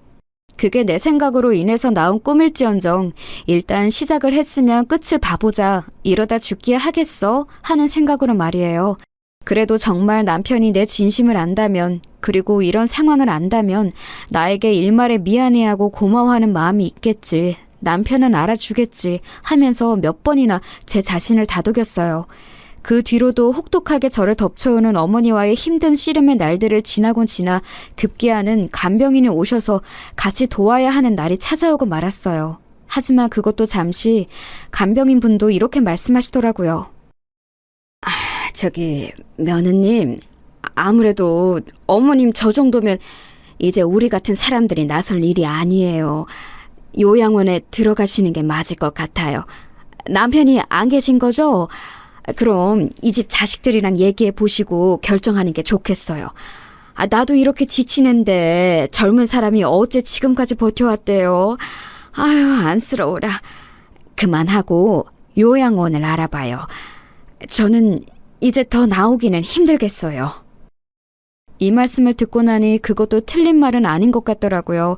그리하여 저도 이 이상은 더 넘기기 힘들 것 같아 서방님네 부부를 호출했어요. 그마저도 동서는 바쁘다며 안 왔고 잔뜩 인상 쓰고 있는 서방님과 둘이 나란히 앉아 얘기를 했답니다. 당연히 서방님은 듣자마자 불같이 화를 내더라고요. 뭐라고요? 엄마를 요양원에 보내? 아니, 이제껏 잘해왔잖아요. 엄마 돌아가실 때까지 잘 모시는 게 형수님 역할 아니던가? 그래서 이 집에서 엄마 돈 먹어가면서 붙어있던 거 아니에요? 그거 생각해보니까 우리 엄마 너무 불쌍해서 안 되겠네. 나 진짜 눈물이 날 지경이에요. 형수님이 인간이긴 해요, 진짜? 그러는 너는 사람 자식이 맞느냐고 입 밖에 내고 싶었지만 꾹 참고 저는 굳세게 의지를 전달했어요. 정 안 되시겠으면 서방님이 모시면 되겠어요. 저와 어머니 서로 너무 힘든 상황이고 저는 할 수 있을 만큼 했다고 생각해요. 그리고 돈이요? 필요하다면 얼마든지 어머니가 주신 생활비 쓴 내역 보여드릴 수 있어요. 그리고 그중 얼마 서방님 사고 친 대가로 들어갔다는 걸 본인도 아실 텐데요. 전 바라는 거 하나도 없어요. 이 집도 제가 들어앉을까 봐 겁나신다면서 제가 나가면 되는 거 아닌가요? 대가 무엇도 바라는 거 없고 이제 전문인에게 맡겨서 어머니도 좀 편해지시게 해드리고 싶을 뿐이라고요. 하지만 저의 강력한 의견에도 서방님은 회피하고 화만 마구 내더니 나가버렸고요. 이후로도 일방적으로 연락을 무시하고 받지 않더라고요. 속이 타오를 대로 타버린 저는 너무 지쳐서 스스로 알아보게 되었어요. 제가 자녀도 뭣도 아닌 직계도 아니지만 어쨌든 모시고 있는 입장에서 얼른 절차를 진행하는 게 낫겠더라고요. 하지만 등급은 어느 정도 나왔지만 저 외에 진짜 자녀인 서방님과 뭔가 증명할 길이 없으니 요양원에 보내드리는 것도 쉽지 않은 거예요. 인터넷으로 알아보니 그것도 어찌어찌 증명해서 입소시켜드릴 수 있다고 하는데 직계 자녀인 서방님이 아무런 동의도 뭣도 응해주질 않고 있어서 정말 미치겠더라고요. 동서조차도 연락을 무시하고 그렇게 감시하고 돈 뜯어낼 때에는 일부러 전화를 안 받으며 찾아오더니만 아예 그 둘은 제 앞에서 거의 잠적하다시피 사라져버렸어요. 애도 키운다는 것들이 어쩜 그 모양인지 저는 저도 모르게 서러움에 북받쳐 밤에 울기도 했었네요. 그래도 이러나 저러나 현실을 받아들이는 수밖에 없어서 평소와 똑같은 날들 혹은 평소보다 좀 더 심하고 괴로운 날들 이런 것 따위를 핸드폰 어플 일기에 표시해가면서 하루하루를 보냈어요. 지나고 보니 그때 나름 알아둔 정보라든지 써왔던 일기들이 훗날 저에게 다른 방면에서 도움이 될 줄 상상도 못했지만 말이에요. 아무튼 어머니는 이후로 더 나빠졌으면 나빠졌지 호전이라는 단어는 감히 입에 담기도 힘든 상황이었어요. 그래서 어쩌다가 잠이라도 푹 주무시면 감사할 뿐이고 제가 어머니보다 일찍 잠들면 순간 뭔 사고가 났을까 싶어 꿈에서도 긴장을 하고 있었던 것 같아요. 그러던 어느 날 새벽녘에 그렇게 팔팔하게 움직이시던 어머니는 본인 침대 위에서 아주 고요하게 마치 아기가 잠들어 있는 것 같은 모습으로 순하게 삶을 마감하셨어요. 그날이 어머니의 마지막 날이라는 걸 알았더라면 뭐가 달라졌을 것인가 생각해보지만 아무래도 저는 너무 피로하고 지쳐 있었기에 똑같은 날과 똑같은 표정으로 보냈을 것 같아요. 이때 어머니가 소천하셨으면 알게 된 제 심정이란 아직 다시 떠올려봐도 잘 모르겠어요. 가족도 없이 자란 내가 어떻게 용케 어른과 함께 몇 년을 살며 별꼴을 다 보고 임종까지 지킬 수 있었던 걸까요? 아무리 생각해도 제 힘으로 한 것 같지는 않네요. 아무튼 이 사실을 알렸을 때 마치 차단이라도 돼 있는 양 수개월째 제 연락을 피했던 서방님은 단박에 뛰어오더라고요. 이게 무슨 일이야? 엄마! 엄마! 그러면서 어머니를 붙잡고 통곡을 해대는데 제가 너무 감정에 무딘 사람이라 그런지 몰라도 조금도 가슴 아프지 않더라고요.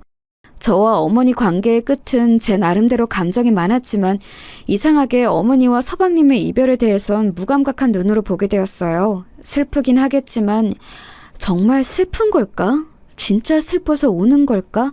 별의별 의문이 다 들더군요. 그리하여 어머니 장례까지 이어지고 그 시간 동안에도 저는 그놈의 큰며느리 역할을 하느라 쉴 새가 없었답니다. 사실 이 며느리라는 직함에 대해 남편이나 어머니에게 직접적인 불만은 없어요. 저 명칭을 갖고 애들 놀려대듯 불러대는 서방님이 지독히도 혐오스러웠을 뿐이죠. 그리고 겨우 정신이 돌아와 저는 슬슬 제자리를 정리할 생각을 하고 있었는데요. 장례 치른 지 며칠이나 되었다고 서방님은 쳐들어와서 고성을 질러대는 거예요. 아, 뭐야, 아직도 여기 있었어? 당장 나가요, 좋게 말할 때. 아니, 좋게 말할 필요도 없지. 아싸, 꺼지라고. 여지껏 좋은 꼴 보고 재미 다 봤을 거 아니야. 부모 자식 뭣도 없이 막 굴러다니면서 산 주제 꼴에 우리 집에 시집 와가지고 어디 단칸방에서나 굴러먹어도 싼 게 이런 집에서 용케 잘 살았지. 미안한데 이 집 내 거야. 우리 엄마가 유언장도 남겼어. 한번 볼래? 이러면서 제 앞에서 웬 종이를 차랑차랑하게 흔들어대는 거예요. 안 그래도 욕 나오는 인간이었지만 제 앞에서 해대는 말이 너무 모욕스럽고 진저리가 났어요. 어찌나 인간에 대한 혐오가 강해지던지 제 자신을 스스로 지키기 위해서 이 환경에서 빨리 나가야겠더군요. 그렇게 쫓겨나듯 짐을 챙겨 나왔고 제 앞으로 있는 얼마 안 되는 돈을 갖고 아주 조그만 투룸짜리 빌라를 하나 얻었네요. 말이 투룸이지 벌레나 안 나오면 다행인 아주 찐득찐득한 열악한 집이었어요. 그 집에 있으면서 나름 이것저것 닦고 사람 살찌처럼 해보려고 했지만 저 자체가 너무 무기력해지고 의욕이 안 생기더라고요. 저를 내쫓을 때 서방님이 해댔던 그 말, 단칸방에서나 굴러먹어도 싸다고 했던 말이 무척 아프게 압박해왔어요. 인간인지라 죽을 고생은 내가 다 했는데 저렇게 팽팽 놀며 사기만 치고 돈만 뜯어간 서방님한테 모든 걸 다 몰아주신 어머니가 조금은 야속하게 느껴지더라고요. 처음에는 좋은 마음으로 시작했어도 뒤로 갈수록 저도 지치고 짜증도 나고 아무런 보상 없는 이런 일을 왜 하는지 이해가 안 갔으니까요. 그런 와중에도 저는 어떻게든 살 길을 찾아야 하니 예전에 남편과 만날 때 알바했던 회사 혹은 학원가들을 나름 알아보았어요. 그리하여 미술학원에서 보조교사 자리를 얻게 되었고 그나마 애들과 지내고 선생님들과 이야기라도 하면서 숨통이 트이게 되었네요. 매번 말 안 통하고 감정 변화가 심각했던 어머니랑 붙어서 수년을 살다가 이제사 제 또래 사람들과 얘기하고 순수하디 순수한 아이들과 말을 주고받다 보니 이제사 좀 사람 사는 것 같은 거예요. 그러면서 말 못할 표현 안 되는 서러움이 감당 안 되게 몰려와서 어느 날 밤에는 그냥 혼자 오열하고 울기도 했어요. 대체 내 인생은 뭔가, 왜 이렇게 답답하게 살았을까? 남편도 없는데 왜 굳이 시어머니를 모시고 시동생한테 그런 욕을 들었을까? 기가 막히더군요. 이런 제 입장을 들었던 미술학원 원장 언니는 이런 말을 해주더라고요. 내가 봐도 자기 참 대단해. 요즘 누가 그런 걸 하냐고. 그래도 어쩌면 자기는 아직 어리고 젊잖아. 너무 젊을 때 그런 경험을 한 번 한 게 나중에 어떤 식으로 자양분이 돼줄지 모르는 거야. 지나간 건 지나간 거야. 어쩔 수 없어. 죽은 남편이 다시 돌아올 것도 아니고 죽은 시어머니가 다시 돌아와서 고생했다고 몇 억 주고 그럴 거 아니잖아. 기댈 수 없는 꿈은 애초에 빨리 매듭 짓고 새로 시작해야 해. 열심히 잘 살아보자. 응? 이 말을 들으며 참 맞는 말이다. 그나마 가정도 있고 여러모로 생계활동도 하고 있고 저보다 훨씬 살아온 깜이 있는 사람이라 이런 좋은 말을 해주나 싶었답니다. 그런데 말이죠. 아마 이후로 제가 하는 말을 쉽게 믿기 힘드실 텐데요. 정말이지 믿을 수 없는 일이 제 앞에 일어나고 말았어요. 당연히 이 원장 언니도 처음에 믿지 않고 까무러칠 뻔했으나 이후에는 저를 발빠르게 도와주었답니다. 아주 고맙게 말이에요. 뭐? 와, 나 지금 듣고도 무슨 말인지 모르겠네. 한국말 맞잖아. 아니 근데 뭐 그런 일이 다 있어? 진짜야? 진짜야? 어디서? 아니 꿈에서? 아니 근데 세상에 꿈에서 나왔다고 해도 기가 막히네? 가만히 있지 말고 빨리 집에 가서 봐봐. 아니 지금 가보라고. 이렇게 원장 언니가 호들갑을 떤 이유는 어느 날 제가 새벽녘에 꿨던 꿈 때문이에요. 평소와 똑같은 피곤한 새벽 시간이었고 하지만 유독 저를 움직여 깨우게 만드는 이상한 꿈이 있어 벌떡 일어났거든요. 그 꿈에는 이전에 한 번쯤 스치듯 지나가듯 나왔던 남편이 나왔고 돌아가신 지 얼마 안 된 하지만 제 기억보다 훨씬 순한 인상의 어머니가 대뜸 나오셨어요. 꿈에서 그 둘을 보고 뭐라 말하고 싶었지만 입이 벌어지지 않았고 그렇게 멍하니 남편과 어머니 그리고 저는 이렇게 나란히 서로를 응시하고 있었답니다. 그런데 참 이상하죠. 꿈이라서 그런지 몰라도 참 있을 수 없는 상황이었어요. 제가 살고 있는 그 투름 찐득거리는 빌라 안에 그 둘이 같이 와 있는 꿈이었으니까요. 그러면서 너무 자연스럽게 남편은 방 한켠에 자그마한 책장을 가리키며 거기에 있는 노트북 가방을 만지작거리는 거예요. 꿈에서는 어머니도 그 모습을 물끄러미 보고 계셨는데 왠지 모르게 그게 굉장히 강렬하게 인상에 남았어요. 꿈에서 깨고 난 뒤 똑같은 위치에 있는 책장을 보니 정말 평범하게 이를 데 없는 노트북 가방이 그 자리에 그대로 있었거든요. 저는 왠지 모르게 기가 팍 죽어서는 뭐 이런 꿈이 다 있나 했죠. 그러면서도 여전히 제 인식 언저리에 남아있으니 개운치 않아서 출근하고 얼마 뒤에 원장 언니에게 얘기했던 거예요. 그랬더니 저 난리가 나서 당장 가서 보라고 왜 진즉 확인해보지 않고 그냥 왔냐며 엄청 소란이더라고요. 저도 버스를 타고 집에 와서 그날 솔직히 집까지 어떻게 왔는지도 모르는 상태로 문을 열었어요. 그리고 꿈에서 보았던 평범한 제 방에 책장 속 노트북 가방을 꺼내보았답니다. 이건 남편이 갖고 있던 노트북 가방인데 당시에 산지 얼마 안 되었던 거예요.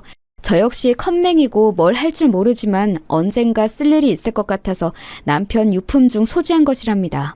남편 물건들 정리하면서 애지간한 건 다 비우고 정말 몇 가지만 갖고 있었고 그것 그대로 갖고 어머니 댁에 들어갔던 거예요. 그래서인지 저도 모르게 새삼 뭔가 묵직한 기분으로 그 가방을 건드리게 되더라고요. 그 전에는 한 번도 손댄 적이 없었어요. 아무튼 간만에 열어봤는데 손대지 않아서 아주 차가운 온도만 느껴지는 노트북 기기와 안쪽 주머니에 꼬깃 탄 서류들과 종이들이 몇 장 있었어요. 회의할 때 쓰고 꾸겨 넣어서 대충 정리하는 남편 스타일을 알기에 저도 그냥 꺼내어 아무 생각 없이 펼쳐보았는데요. 그 안에 접혀있던 서류들과 몇 장의 종이들 중에 제 눈에 꽤 낯선 글씨로 큼직하게 적혀있는 유언장이라고 한자 한자 떼어 적혀있는 것을 발견하게 된 거예요. 저도 모르게 히익 하는 소리가 입 밖으로 흘러나왔어요. 이게 뭘까요 대체? 전혀 보지도 듣지도 못했던, 아니 서방님이 그렇게 자기는 유언장이 있다고 설쳐대며 흔들거리던 게 있어서 그때 대충 봤지만 왜 유언장이라는 게 이 가방 안에 있는 거냐고요. 빠르게 읽으면서도 실감이 잘 나지 않아서 제 나름대로 인터넷으로 검색해보고 읽어가면서 버스에 냅다 탔어요. 그리고 다시 학원으로 가서 원장실로 뛰어갔답니다. 원장 언니에게 내용을 보여주면서 물어보니 언니는 눈을 희번덕하게 뒤집어가며 소름이 돋는다는 거예요. 야 세상에, 나 진짜 기막혀서 말도 안 나와. 잠깐만 나 좀 보여줄 수 있어? 어머 이거 봐봐. 이 주소의 아파트는 그래 잠깐만. 그럼 이건 어머 자기 시어머니가 자기를 외면한 게 아니네. 이거 봐봐. 무슨 말인지 알겠지? 이 원장 언니가 마구 소리를 지르며 저에게 알려준 내용은 저도 오는 길에 읽으면서 어렴풋이 파악한 내용이지만 저에게 재산을 얼마 정도 상속하겠다는 것이었어요. 서방님이 그렇게 쌍심 지켜고 지키겠다며 난리를 쳐댔던 그 시댁 아파트, 20억대에 달하는 아파트는 서방님에게 주겠다고 적혀 있었고 다른 지역에 있는 또 다른 20억대 아파트가 있다는 거예요. 그것은 며느리인 저에게 상속하겠다는 내용이었답니다. 그러면서 조목조목 필요한 내용이 다 적혀 있었어요.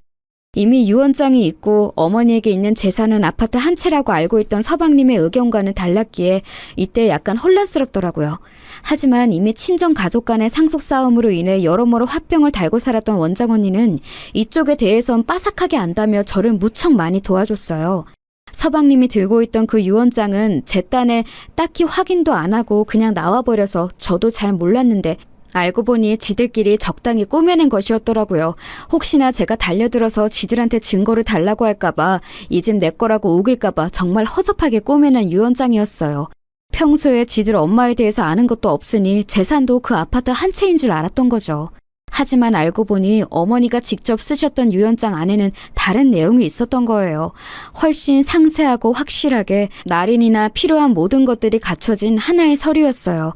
정말 이들은 모르는 건가 싶어 동서의 SNS를 들어가 봤는데 그동안 관심 끊고 살다가 둘러본 그들의 근황은 정말 장난 아니더라고요. 능력도 없고 돈벌이도 제대로 못하는 서방님은 애아빠이면서도 늘 밖으로 돌고 동서랑 원룸이나 여기저기 돌면서 힘들게 살았어요. 그런 부분을 어머니는 전혀 지원해주지 않으려고 악을 썼고 사고 칠 때나 간간히 막아주셨거든요.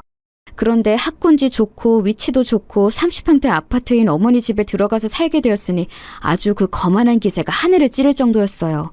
동서는 본인 SNS에 얼마나 허세를 떨어놨던지 눈 뜨고 못 볼 지경이더라고요. 우리 어머니가 물려주신 집? 여기서 우리 가족들은 맨날 행복 만땅인 하루. 어머니 보고 싶어요. 어머니와 함께 살던 날이 그리워요. 불쌍한 우리 어머니. 이딴 식으로 글을 써놨는데 진짜 기가 막혀서 아주 코가 나올 지경이었어요. 그 와중에 집 자랑한답시고 어머니가 평소 들어두셨던 세간살이들 같은 것들 다들 지들 능력으로 산 것처럼 찍어 올리고 어머니 외가 쪽 어른이 사주셨던 명품 가방도 지 것처럼 들더라고요. 우리 어머니가 외삼촌께 선물 받으신 브랜드 가방. 돌아가시면서 며느리인 나한테 물려주셨다. 어머니 사랑 기억하며 잘 쓸게요, 어머니. 오늘도 어머니 생각에 눈물이 납니다. 이렇게 써놨는데 아니 저는 그렇다 치고 남편이 서방님은 저거 보고 아무 생각도 없을까요? 하긴 동서보다 더 이상하고 구제불능인 게 서방님이니 얼마나 더 망나니 같은 생활을 하고 있을까 상상도 안 되더군요. 아무튼 저는 알릴 건 알려야 하고 나중에 뒤탈 나면 안 되니 유언장 문제로 할 얘기 있다고 하고 그 몹쓸 인간들을 호출했어요. 솔직한 마음으로 누구 하나 대동해서 같이 나가고 싶었지만 그러긴 힘들고 원장 언니도 혼자 나서지 말고 변호사랑 같이 움직이라고 하더라고요. 그리하여 저도 소개를 받아서 모든 일들을 처리하게 되었고 그 과정 중간에도 왠지 모르게 떨리고 갑자기 주저하고 싶은 마음이 들어 망설이기도 했어요. 하지만 엄연히 이런 상황은 남편과 어머니가 꿈에 나와서 이어지게 된 일이니 기왕 일이 된 거 끝까지 가서 확인을 해보고 싶더군요. 그리고 아이러니하게도 어쩌면 당연한 일이겠지만 그 뒤로 어머니와 남편이 꿈에 나온 일은 단 한 번도 없답니다. 이걸 작성하고 있는 오늘에 이르기까지 말이에요. 덧붙여 저는 유언장을 확실하게 확인받았고 그 내용은 모두 현실로 저에게 이루어지게 되었어요. 당장 정말 큰일이라도 낼 사람들처럼 마치 후라이팬에 소시지를 튀기듯 타닥타닥 뛰어대며 난리를 치던 서방님과 동서는 이 유언장의 효력 앞에 지들이 아무것도 할 수 없다는 걸 몇 번이나 확인했어요. 뭐 잘 알아보지도 않고 유류분 소송을 하네 어쩌고 하지만 그럴 대상이 되지도 못했고 오롯이 지들이 이 아파트 두 채 다 움켜쥐어야 하는데 그게 안 되니 억울해서 죽으려고 하더라고요. 특히 서방님이 저주처럼 퍼부어대는 말은 이제 저도 적당히 거르는 법을 터득한 것 같아요. 야 이년아, 네가 인간이야? 니까지 그 어디서 몸만 쳐 굴러들어와서 엄마 재산을 빼가? 너 진짜 내가 가만 안 둬. 가만 안 둔다고. 어디서 그깟 말 같지도 않은 장난 같은 종이 쪼가리를 들고 와서 야 어딜 가 너? 내가 우습게 보여? 내가 우습냐고! 이러는데 주변에서 다들 저한테 대응하지 말라고 조언해 주시기도 했고 그냥 눈앞에서는 적당히 흘려 들어가면서 자리를 피하게 되었답니다. 사실 깊이 들어봤자 큰 의미도 없고 뭘 하겠나요. 그리하여 저는 유언장 내용대로 아파트를 받게 되었고 현 시점에 들어가서 살고 있는 중이랍니다. 그리고 저에게 또 한 가지 생긴 변화가 있다면 새로운 공부를 시작했다는 거예요.